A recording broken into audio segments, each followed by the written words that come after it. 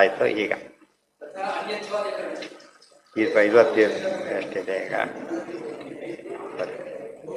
ಸ್ಥಾನ ವಿಶೇಷಾತ್ ಪ್ರಕಾಶಾಧಿಪತೆ. ಪರಮಾತ್ಮನಿಗೆ ಸ್ಥಾನ ವಿಶೇಷದಿಂದಾಗಿ ವ್ಯತ್ಯಾಸ ಉಂಟು ಅಂದರೆ ವ್ಯತ್ಯಾಸ ಇಲ್ಲ. ಪರಾನಂದತ್ವ ಮಾತ್ರ ಕಥಂ ಬ್ರಹ್ಮಾದಿ ಆನಂದಾದೀನಾಂ ವಿಶೇಷ ಇತ್ಯತಃ ಸ್ಥಾನ ವಿಶೇಷಾತ್ ಪ್ರಕಾಶಾಧಿಪತೆ. ಯಥಾ ಆದಿತ್ಯಸ್ಯ ದರ್ಪಣಾದಿ ಸ್ಥಾನ ವಿಶೇಷಾತ್ ಪ್ರತಿಬಿಂಬ ವಿಶೇಷ ಏವಂ ಆನಂದಾದೇರಪಿ ಬ್ರಹ್ಮಾದಿ ಗುಣವೈಶೇಷ್ಯಾದ ಆನಂದ ಪರಮಸ್ಯತು ಪ್ರತಿಬಿಂಬತ್ವಮಾಯಾತಿ ಮಧ್ಯ ಉಚ್ಚಾದಿ ವಿಶೇಷತಃ ಇತಿ ವಾರಾಹೇ. ಪರಮಾತ್ಮನ ಸನ್ನಿಧಾನಕ್ಕೆ ತಕ್ಕಂತೆ, ಅನುಗ್ರಹಕ್ಕೆ ತಕ್ಕಂತೆ, ಬಿಂಬದ ಪ್ರಭಾವಕ್ಕೆ ತಕ್ಕಂತೆ ಆನಂದದಲ್ಲಿ ಏನಾಗುತ್ತೆ? ವೃದ್ಧಾದಿಗಳಾಗುತ್ತೆ. ಆದ್ದರಿಂದ ಜಾತಕ್ಕೆ ನಾವು ಸೋತವರದ್ದು ಗೌರವಿಸ್ತೇವೆ ಅಂದರೆ ಬಿಂಬರೂಪಿ ಪರಮಾತ್ಮ ಹೆಚ್ಚು ಅಭಿವ್ಯಕ್ತರಾಗ್ತಾರೆ. ಓದಬೇಕಾಗಿದೆ, ಲೈಟ್ ಜಾಸ್ತಿ ಬೇಕು, ಗೊತ್ತಾಯ್ತಾ? ಸುಮ್ಮನೆ ಓಡಾಡ್ಲಿಕ್ಕೆ ಲೈಟ್ ಕಡಿಮೆ ಸಾಕು. ಕೆಲವರಿಗೆ ಲೈಟ್ ಬೇಕೇ ಬೇಕಿಲ್ಲ. ಈ ಥರ ವ್ಯತ್ಯಾಸ ಆಗಿದೆ. ಆ ಥರ ವೋಲ್ಟೇಜ್ ಒಂದೇ, ವೋಲ್ಟೇಜ್ ಚೇಂಜ್ ಆಗಿಲ್ಲ, ಬೆಳಕು ಮಾತ್ರ ಹಾಗೂ ಆ ರೀತಿಯಲ್ಲಿ ವ್ಯತ್ಯಾಸವಾಗುತ್ತೆ. ಅದು ಏನು ವ್ಯತ್ಯಾಸ ಆಗಲಿಲ್ಲ? ಹಾಗೆ ದೇವ್ರ ಶಕ್ತಿ ವ್ಯತ್ಯಾಸ ಆಗಲಿಲ್ಲ, ಪ್ರಕಾಶ ಮಾತ್ರ ವ್ಯತ್ಯಾಸ ಆಯಿತು. ಪ್ರಕಾಶ ವೇರಿ ಆಯಿತು ಹೊರತು ಏನು ವೇರಿ ಆಗಲಿಲ್ಲ. ದೇವ್ರ ಶಕ್ತಿ ಎಂದು ಕೂಡ ಸರ್ವದೇಶೇಶು ಕಾಲೇಶು ಸ ಏಕ ಪರಮೇಶ್ವರ ನಿತ್ಯ.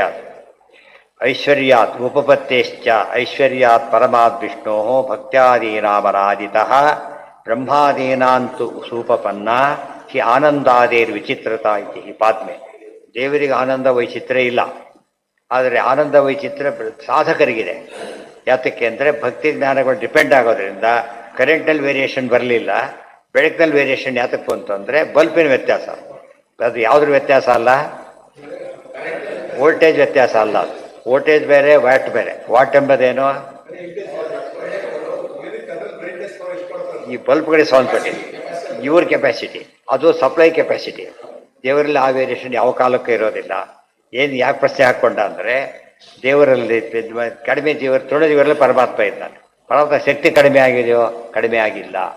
ಆದರೆ ಅದೇ ವಿದ್ಯಾವಿನಯ ಸಂಪನ್ನ ಅಂತ ಹೇಳಬೇಕಾದ್ರೆ ಎಲ್ಲರಲ್ಲೂ ದೇವರಿದ್ದಾನೆ, ಸಮವಾಗಿದ್ದಾನೆ. ಅಂದರೆ ಆತನಲ್ಲಿ ಯಾವ ವ್ಯತ್ಯಾಸನೂ ಇಲ್ಲ.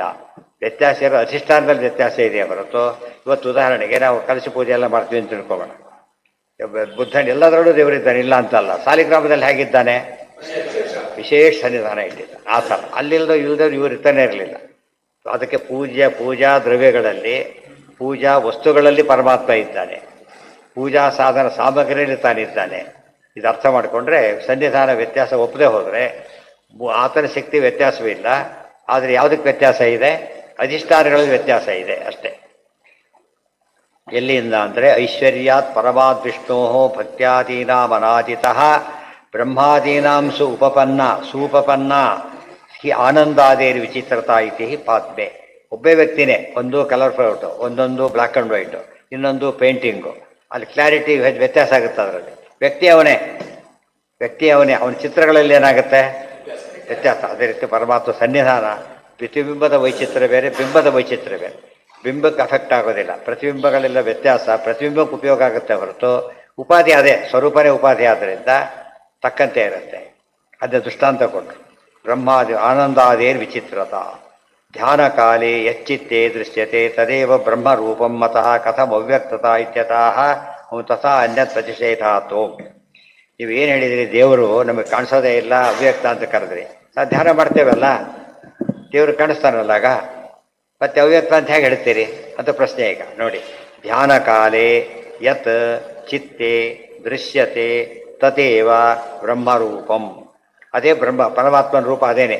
ಅತಃ ಕಥಂ ಅವ್ಯಕ್ತತ, ವ್ಯಕ್ತ ಅನ್ನಲ್ಲ, ಅವ್ಯಕ್ತತ ಎಲ್ಲಿ ಬಂತು ಅಂತ ಪ್ರಶ್ನೆ. ಅದಕ್ಕೆ ಹೇಳ್ತಾರೆ ತಥಾ ಅನ್ಯತ್ ಪ್ರತಿಷೇಧಾತ್ವೋ.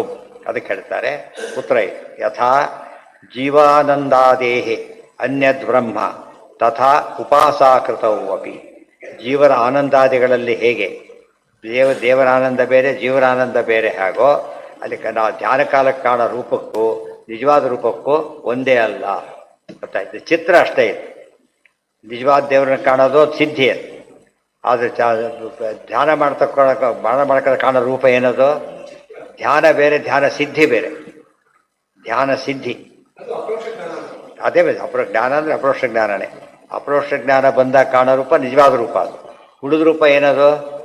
ಅದು ವಾಸನಾಮಯನೇ ಹೊರತು ಏನಲ್ಲ, ನಿಜವಾದ ರೂಪ ಅಲ್ಲ. ಆದ್ದರಿಂದ ನೀವು ದೇವರ ಅವ್ಯಕ್ತ ಅಂಬದು ಹಾಗೆ ಉಳ್ಕೊಂಡ್ತೀಗ. ಇದೇ ವ್ಯಕ್ತ ಅಂತ ಕರೆಯೋದಾದ್ರೆ ಅವ್ಯಕ್ತತ್ವಕ್ಕೆ ಅರ್ಥ ಬರಲಿಲ್ಲ.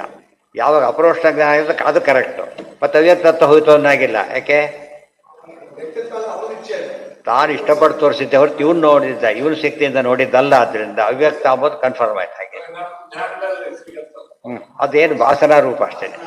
ಅದರಿಂದ ಅದಾದ್ರೆ ಎಲ್ಲ ಅಪರೋಕ್ಷ ಆಗಿಬಿಡ್ತಿದ್ವಿ ಸತ್ಯ. ಅಷ್ಟು ನೋಡಿಸೋರು ಅದೇ ರೂಪ ಆಗಿದ್ರೆ ಅಪರೋಕ್ಷ ಎಫೆಕ್ಟ್ ಬಂದೋಗ್ಬಿಡ್ತಾ ಇತ್ತು.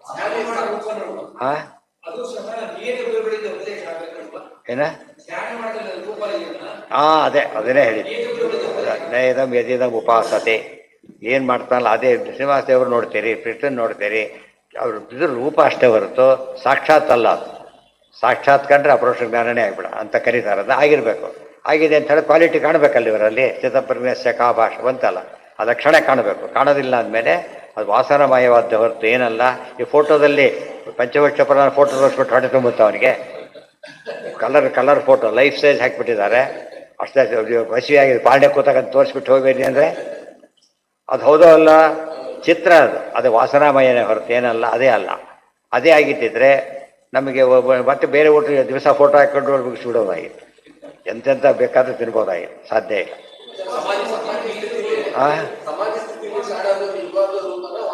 ಸಮಾಜ ಸ್ಥಿತಿಯಲ್ಲಿ ಸಿದ್ಧಿಲಿ ಕಾಣೋದು ಬೇರೆ, ಸಿದ್ಧಿ ಕಾಣೋದು ನಿಜವಾದ್ದು. ಹೋಗ್ತಾ ದಾರಿಯಲ್ಲಿ ಕಂಡಿದ್ದಲ್ಲ, ಅದು ದಾರಿಯಲ್ಲಿ ಕಂಡಿದ್ದಲ್ಲ. ಉದಾಹರಣೆಗೆ ಏನಾಯ್ತು ಗೊತ್ತಾ? ಬಸ್ ಸ್ಟ್ಯಾಂಡ್ಗೆ ಹೋದ, ಮೈಸೂರಿಗೆ ಹೋಗ್ಬೇಕಾಯ್ತು. ಮೈಸೂರು ಬರೋದು ಮೈಸೂರಲ್ಲೇ ಸಿಗ್ತಿಲ್ಲ ಅಂತ ತಿಳ್ಕೊಂಡ್ರೆ ಎಲ್ಲಿಗೆ ಹೋಗುತ್ತದು? ಮೈಸೂರಿಗೆ ಹೋಗುತ್ತೆ ಹೊರತು ಅದೇ ಮೈಸೂರಲ್ಲ. ಮತ್ತು ಬಸ್ ಕೂಡ ಮೈಸೂರಲ್ಲ, ಬಸ್ ಮೈಸೂರಲ್ಲ. ಅದು ಹೋಗೋ ಜಾಗ ತೋರಿಸೋ. ಇಲ್ಲಿ ಈ ರೀತಿ ಬರಿಬೇಕಾಗಿತ್ತು, ಈ ಬಸ್ಸು ಇಲ್ಲಿಂದ ಮೈಸೂರಿಗೆ ಹೋಗುತ್ತದೆ ಅಂತ ಹಾಕಬೇಕಾಗಿತ್ತು. ಎಲ್ಲದಕ್ಕೂ ಬರಿತಾ ಕೂತ್ಕೊಂಡ್ರೆ ಕಾಣೋದು ಇಷ್ಟಿಷ್ಟು ಸಣ್ಣಷ್ಟು ಕಾಣಿಸ್ತಾರೆ ಅವರು. ಮತ್ತೆ ಹೋಗಿ ಬರುತ್ತದೆ, ಮತ್ತೆ ನಾಳೆ ಹೋಗುತ್ತದೆ ಹಾಕ್ಲಿಕ್ಕಾಗತ್ತಾ? ಅಷ್ಟೇ ಶಾಲ್ಟಾಗಿ ಹಾಕಿದ್ರು. ಆ ರೀತಿ ಮೈಸೂರು ಅಂತ ಬರೆದಿದ್ರು, ಬಸ್ ಮೈಸೂರು ಅಂತ ಬರೆದಿದ್ರು ಕೂಡ ಮೈಸೂರು ಹೇಗಲ್ವೋ. ಅರ್ಥ ಆಯ್ತಾ? ಅಹಂ ಬ್ರಹ್ಮಾಸ್ಮಿ ಅಂತ ಹೇಳಿದರೆ ತತ್ವಮಸಿ ಅಂದರೆ ಅದು ದೇವರು ಅಂತ ಅರ್ಥ ಅಲ್ಲ. ಏನಂತ? ನೀನು ದೇವರಿದ್ದಾಗಿದ್ದಿ, ದೇವರ ಹತ್ರ ಹೋಗ್ತಿ ಅಂತ ಅರ್ಥ. ದೇವರೇನು ತಿಳ್ಕೊಳಕ್ಕೆ ಹೋಗ್ಬಾರ್ದು. ಹೌದು, ಅದಕ್ಕೆ ಇಲ್ಲೇನಾಯ್ತು ನಿಮಗೀಗ? ನಿಮಗೆ ಸಮಸ್ಯೆ ಏನು? ಅದಕ್ಕೆ ಸಂಬಂಧನೇ ಬಂದಿಲ್ಲ. ಪ್ರಶ್ನೆ ಇರೋದೇನೀಗ? ಧ್ಯಾನ ಕಾಲದಲ್ಲಿ ಕಾಣತಕ್ಕಂಥ ರೂಪ ಭಗವದ್ ರೂಪ ಆದ್ದರಿಂದ ಅವ್ಯಕ್ತ ಅಂತ ಕರಿಬೇಡಿ ಅಂತ ಹೇಳಿದ. ಇಲ್ಲ, ಭಗವದ್ ರೂಪ ಅಲ್ಲ, ಅದು ವಾಸನಮಯ. ಆದ್ದರಿಂದ ಏನಾಯಿತು? ಇವತ್ತು ಫೋಟೋದಲ್ಲಿ ನೋಡಿಬಿಟ್ಟು ದಿವಸ ನೋಡೋದು ಪ್ರೈಮ್ ಮಿನಿಸ್ಟರ್, ಚೀಫ್ ಮಿನಿಸ್ಟರ್, ನಮ್ಮ ಭಾರಿ ಗೊತ್ತು, ದಿವಸ ನೋಡ್ತೀರಿ ಅಂತ ಕೇಳಿದರೆ ಅದು ಪರಿಚಯ ಅಂತ ಕರೀತಾರ? ಅಲ್ಲ. ಒಮ್ಮೆ ನೋಡಿದ್ರು ಪರಿಚಯ ಆಗ್ತದೆ, ದಿವಸ ನೋಡಿದ್ರು ಪರಿಚಯ ಅಲ್ಲ. ಇದು ನಾನು ಬ್ರಹ್ಮಾಸ್ಮಿ ಅಂತ ಅಷ್ಟೇ, ಬ್ರಹ್ಮನ ಅಧೀನನಾದವನು. ಒಂದು ಮೀಟಿಂಗ್ ನಡೀತಾ ಇದೆ, 20 ಸಂಸ್ಥೆಯಿಂದ ಕರೆದಿದ್ದಾರೆ. ಮೊದಲೇನು ಮಾಡ್ತಾರೆ? ಫಸ್ಟ್ ಶುರು ಮಾಡ್ಬೇಕಾದ್ರೆ ಏನಪ್ಪ ಈ ಬರ್ತದಿಂದ ಯಾರು ಬಂದಿದ್ದೀರಿ ಕೇಳಿದೆ, ಹೇಳ್ತಾನೆ. ಮುಂದೆ ಬರ್ತಾ ಏನಾಗುತ್ತೆ? ಯಾರೇ ಜಯನಗರ ಅಂತ ನಾನು ಅಂತಾರೆ. ಜಯನಗರ ಅವನು ಅದೇ ಬದಲು ಏನು ಹೇಳೋದು ಬಿಡಿಸಿ ಹೇಳಿದರು. ಬರ್ತಾ ಏನು ಮಾಡಿಬಿಡ್ತಾರೆ? ಶಾರ್ಟ್ ಮಾಡ್ತಾರೆ. ಅವನು ನಾನು ಅಂತ ಹೇಳಿದಾಗ ಇವ್ರು ಹೇಳೋನು ಇಬ್ಬರಿಗೂ ಗೊತ್ತಿದೆ, ನೀನು ಯಾವುದರ ಪ್ರತಿನಿಧಿಯಾಗಿ ಬಂದಿದ್ದೆ ಅಂತ ಪ್ರಶ್ನೆ. ಅವನ ಉತ್ತರದಲ್ಲಿ ನಾನು ಇದರ ಪ್ರತಿನಿಧಿಯಾಗಿ ಬಂದೆ, ಅವನ ಉತ್ತರದಲ್ಲಿದೆ. ನೋಡೋರಿಗೆ ಅನಿಸುತ್ತೆ, ಇವ್ರು ನೋಡಿ ಪಾಪ ಇವ್ನು ಜಯನಗರ ಅಂತೇವನು, ಆ ರೀತಿ ಅಲ್ಲಿ ತಿಳ್ಕೊತಾರ. ಆ ರೀತಿ ತಿಳ್ಕೊಂಡ್ಬಿಟ್ಟು ಅಹಂ ಬ್ರಹ್ಮಾಸ್ಮಿಯಲ್ಲಿ ಹಾಗೆ ಬಂದಿದ್ದು. ನಾನು ಪರಮಾತ್ಮನಿಗೆ ಅಧೀನನಾದವನು ಅಂತ ಅರ್ಥ. ಅದಕ್ಕೆ ಅಹಂ ಬ್ರಹ್ಮ ಅಸ್ಮಿ. ಪಾಠಗಳಲ್ಲಿ ಯಾರಪ್ಪ ಕೃಷ್ಣ? ನಾನು ಕೃಷ್ಣ ಅಂತ ಅವನು. ನಾಟಕದಲ್ಲಿ ನಾನು ಕೃಷ್ಣ, ಕೃಷ್ಣನ ಅವನು.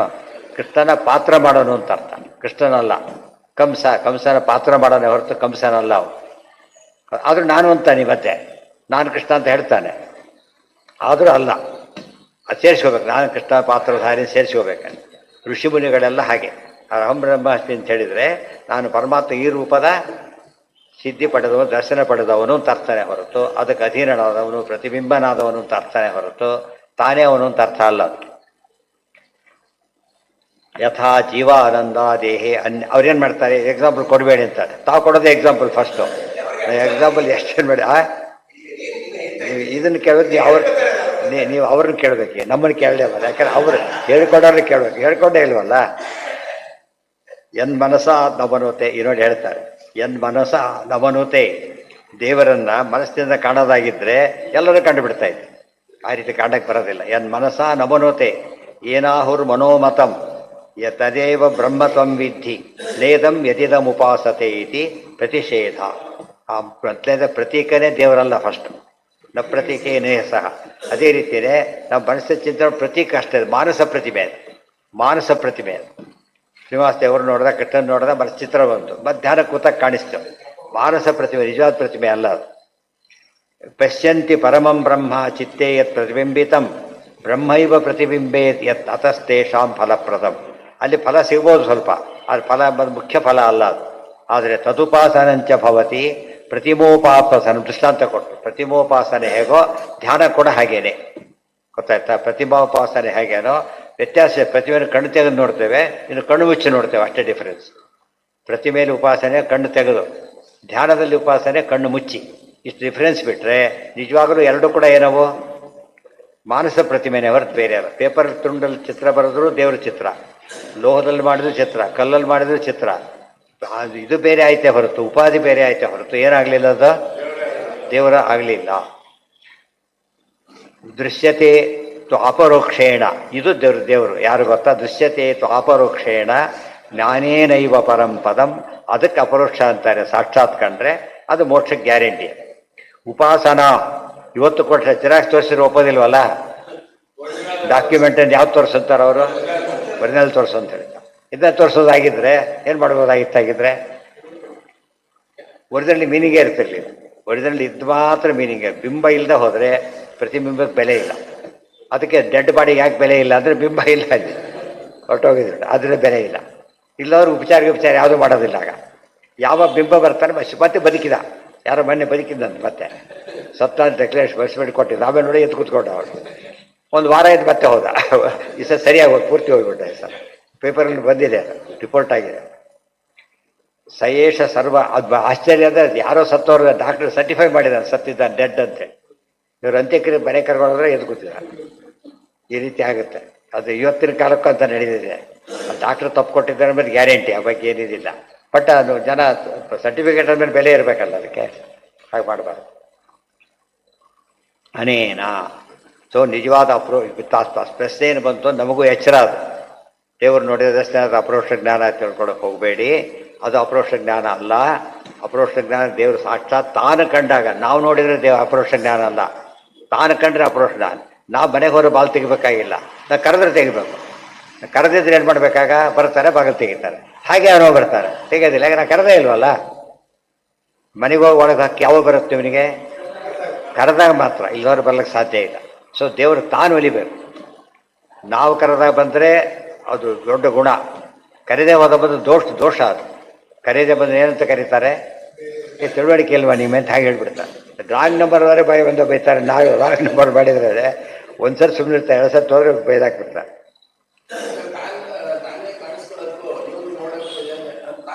ನೀವೇ ನಾವು ಯಾತಕ್ಕೆ ಕರಿತೀವಿ ಬನ್ನಿ ಅಂತ ಯಾವಾಗ ಕರಿತೀವಿ? ಬೇಕಾದವರಾಗಿರ್ಬೇಕು, ಕೆಲಸ ಇರಬೇಕು, ಇಲ್ದ್ರೆ ಕರೆಯೋದಿಲ್ಲ. ಅವ್ರಿಗೆ ಅಕಸ್ಮಾತ್ ಕರೆದ್ರೆ ಏನು ಕೆಲಸ ಒಂದು ನೆಕ್ಸ್ಟ್ ಟೈಮ್ ಏನಂತ ಬೈದು ಹೋಗ್ತಾ ಯಾಕೆ ಕರೆದ್ರೆ ಹಾಗಿದ್ರೆ ಹೊತ್ತಾನೆ ಪರ್ಪಸ್ಗೆ ಅವ ಯಾರು ಗಲಾಟೆ ಮಾಡೋದಿಲ್ಲ. ಅವನಾಗಿ ಬಂದರೆ ಯಾಕೆ ಬಂದೆ ಪ್ಲಂಬರ್ ಸುಮ್ಮನೆ ಬರ್ತಾನೆ, ಯಾಕೆ ಬಂದೆ ಅಂತ ಕೇಳ್ತೇವೆ. ನಾ ಕರೆದಾಗ ಬಂದರೆ ತೋರಿಸ್ತೀವಿ. ಅರ್ಥ ಅದು ದೇವರು ಹೇಳಿದ್ದು ಮಾಡಿದರೆ ಬೆಲೆ. ಅವರು ಕರೆದಾಗ ತೋರಿಸ್ತಾ ನೋಡಿದರೆ ದರ್ಶನ, ಇಲ್ಲ ಹೋದ್ರಲ್ಲ. ವ್ಯತ್ಯಾಸ ಗೊತ್ತಾಗಲಿಲ್ಲ ಇಲ್ಲ. ಹೌದು, ಅವಾಗ ತಾನು ತೋರಿಸಿದ್ರಿಂದ ಮಾಡ್ತಾನೆ ಪರಮಾತ್ಮ. ಇವನು ಇಷ್ಟಪಟ್ಟರೆ ನೋಡಕ್ಕೆ ಬರೋದು. ದುರ್ಯೋಧನ ವಿಶ್ವರೂಪ ನೋಡಿದ್ರು ಕಣ್ಣು ಮುಚ್ಕೊಂಡ. ನೋಡ್ಲಿ ಅಂತ ಯಾರಿಗೆ ಅನ್ಸುತ್ತೋ ಅವ್ರಿಗೆ ಮಾತ್ರ ಕಾಣಿಸೋದು. ಆಚಾರ್ಯ ಅಷ್ಟು ಜನ ಕೂತಿದ್ದಾರೆ, ಕಾಣ್ತಾ ಇರಲಿಲ್ಲ. ಏನು ಮಾಡಿದ್ರು ಅವರಾಗ? ಅಲ್ಲಿ ಹೆಂಗಸರು ಮಕ್ಕಳು ಎಲ್ಲ ಇದ್ದಾರೆ ಪಾಪ. ಮುಂದೆ ಬರ್ಲಿಕ್ಕೆ ಆಗ್ತಾ ಇಲ್ಲ ಅವರಿಗೆ. ಜನಸಂವಾದ ಭವೇನ ದೂರಭಾಜ, ಭಾಳ ನೂಕುಲು ಅಂತೇಳಿ ದೂರ ಇದ್ದುಬಿಟ್ಟಿದ್ದಾನೆ. ಅವ್ರಿಗೆ ಒಂದು ಕೊರತೆ ಇದೆ ಮನಸ್ಸಿನಲ್ಲಿ. ಅವರಿಗೆ ಇಷ್ಟು ಕಷ್ಟಪಟ್ಟು ನೋಡೋಕ್ಕೆ ಅಂತ ಬಂದರೆ ನೋಡೋಕ್ಕೆ ಆಗ್ತಾ ಇಲ್ಲ ಆಚಾರ್ಯ ಅಂದ್ಕೊಂಡು ದುಃಖಪಟ್ಟ ತಕ್ಷಣ ಏನು ಮಾಡಿದ್ರು ಆಚಾರ್ಯರು? ಎಲ್ಲರ ಮುಂದೆ ಕೂತಾಗ ಕಾಣಿಸ್ತಾ ಇದೆ, ಎಲ್ಲರ ಮುಂದೆನೆ ಡೈರೆಕ್ಟಾಗಿ. ಯಾವ ಅವ್ರ ಮುಂದೆ ದೊಡ್ಡದಾಗಿ ನಾವು ಡ್ಯೂ ಮಾಡಿ ನೋಡಿದ್ರೆ ಹಾಗೆ ಕಾಣಿಸ್ತಾ ಇದ್ದ. ಇದು ಯೋಗ ಶಕ್ತಿ. ಇವ್ರ ಶಕ್ತಿ ಅಲ್ಲದು, ಆಚಾರ್ಯ ಶಕ್ತಿ. ಅದು ಆಚಾರ್ಯ ತಾವು ಇಷ್ಟಪಟ್ಟು ತೋರಿಸಿದ್ದಕ್ಕೆ ಕಾಣ್ರೆ ಹೊರತು ಇದ್ರೆ ಕಾಣ್ತಿರ್ಲಿಲ್ಲ. ಇನ್ನು ದೇವರು ಸರ್ವೋತ್ತಮ, ಸರ್ವಥಾ ಅವ್ಯಕ್ತ, ಎಲ್ಲರಿಗೂ ಪೂರ್ಣ ಅವ್ಯಕ್ತ. ಇವರು ಆಚಾರ್ಯ ದೇವರಿಗೆ ಅವ್ಯಕ್ತ ಅಲ್ಲ, ನಮಗೆ ಅವ್ಯಕ್ತರಷ್ಟೇ. ಆ ವ್ಯತ್ಯಾಸ ತಿಳ್ಕೊಂಡ್ರೆ ಗೊತ್ತಾಗುತ್ತೆ. ಅಲ್ಲಿಗೆ ನಾಳೆ ದಿವಸ ಮುಂದಿನ, ನಾಳೆ ಅಂದರೆ ಮುಂದಿನ ಮಂಗಳವಾರ 18ನೇ ತಾರೀಕು ಆರಾಧನೆ ದಿವಸ. ಹಾಂ 18 ಅವತ್ತು ವಾದಿರಾಜ ಆರಾಧನೆ, ವಾದಿರಾಜ ಆರಾಧನೆ 17, 18 ಆರಾಧನೆ ದಸರಾಜ 18 ಅವರು